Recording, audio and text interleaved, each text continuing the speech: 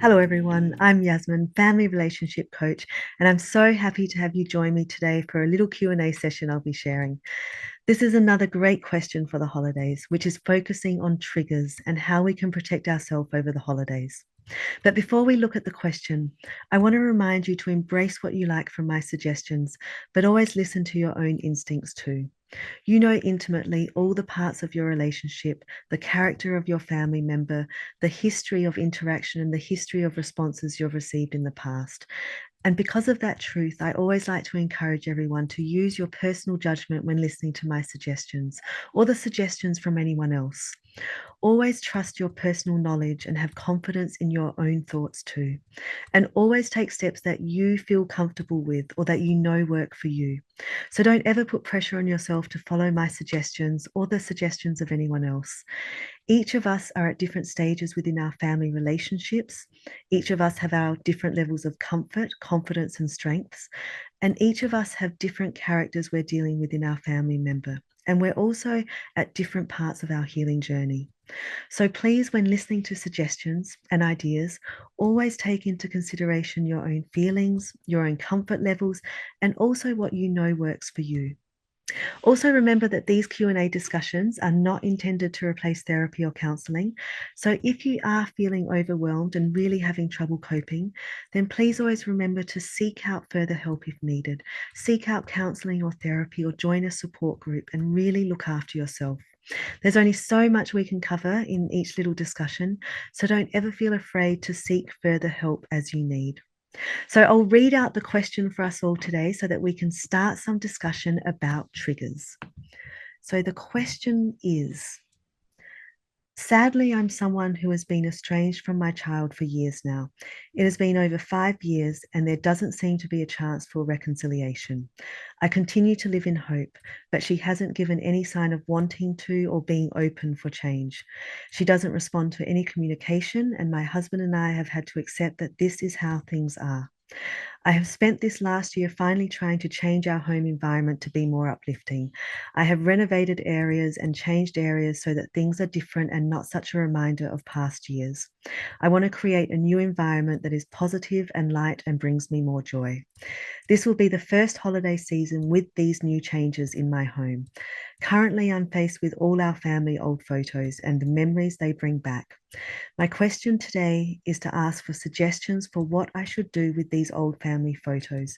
Should I give them away or pack them up, or should I move them somewhere else in the house? I actually feel really guilty about wanting to remove them and wonder if I should just leave them. Any ideas would help bring peace into my life. Okay, thank you for this great question. And again, another perfectly timed question for the holidays, especially for those of us that are separated from family members. Photos can be a very big trigger for past memories and can bring back great anxiety and sadness. So, yes, photos are a very serious thing to be aware of. And I actually believe we don't appreciate how powerful photos can be and how quickly they can bring back emotions flooding back to us. So I always like to talk about photos and the need to be mindful of them and how we can manage old family photos to help us while we're on our healing journey. So I'm very glad this question has come up today. And firstly, don't feel guilty for questioning if you should remove them from your house and walls. Anyone living with or experiencing estrangement or family conflict is living with pain. You have gone through great pain and emotional trauma, and it is normal that photos will remind you of this pain or of the loss and grief that exists in your life or in your history. So, removing photos does not mean you love your family any less, or that you don't value family, or that you're selfish. Removing photos is a protective measure and a way to accelerate your healing. Also, for each of us, it's different. So please never compare yourself to others that are healing. And also, never compare yourself to what other people are taking in regards to healing steps. For some of us, photos may be very painful to look at. For others, it might be a way to hold on to the relationship and give comfort. So never compare yourself and never feel guilty for what steps you need to take to nurture your well being and your personal healing. And in keeping with that, I want to take a moment to recognize and congratulate you for the bold healing steps you have taken this year. your actions to create a more positive and protective home environment, to create something new that will give you more strength and happiness. These are huge steps. So please don't overlook all that you've achieved and all the strength you've found this last year. That is huge. So, firstly, celebrate that. So, back to your question. You're wondering what to do with family photos that are in your house and that are bringing you back pain as you face the holidays. So, my advice to you and to everyone listening is that any action we take over the holidays should be done with self compassion and with the understanding that this is a very fragile time. Our emotions are heightened. We're surrounded with imagery of perfect families that can make us feel overwhelmed. And we're also much more focused on what we're missing, possibly. It's a very stressful time and it can be extremely challenging. So, my advice for everyone is to not make it harder for yourself. Don't use this time to have to know all the answers and to have to take big steps. If anything, use this time as a maintenance month. So, focus on your well being, focus on self care, focus on being kind to yourself, and any thoughts for family or reconciliation or healing, allow them to exist as things you will contemplate, but not necessarily have to act on or not necessarily make final decisions for. So, for this question, my suggestion would be to take very small steps and easy steps and to take action that isn't such huge monumental decisions. So, if the photos are causing you pain and causing you to revisit old memories that make you sad, then I would simply collect them all up and put them in a box for now. Or I would remove any framed photos from the walls and place them in the garage or in a cupboard out of sight just for now. The thinking being that you are taking this step for now and you're simply putting them out of sight for now. You've got to remind yourself that you're not necessarily making a permanent decision. You're not necessarily throwing them away. You're not saying, I don't need them anymore or that I want them gone forever. You're simply putting them out of sight for the holidays. And when the holidays are over, then you'll think on it more and take the next steps. And it might be that you want to keep them, but you just don't want them on display for now. It might be that you do want to get rid of some of them.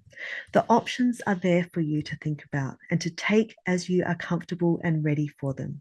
You don't need to make final decisions over the holidays, so please remove that pressure from yourself.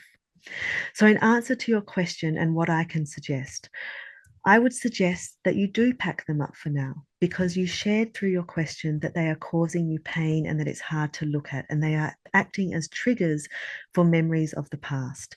So for now, place them in boxes.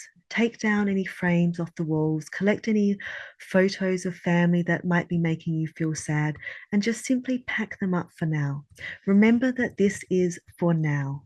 It's a step to take over the holidays so that you can eliminate some pain in your environment.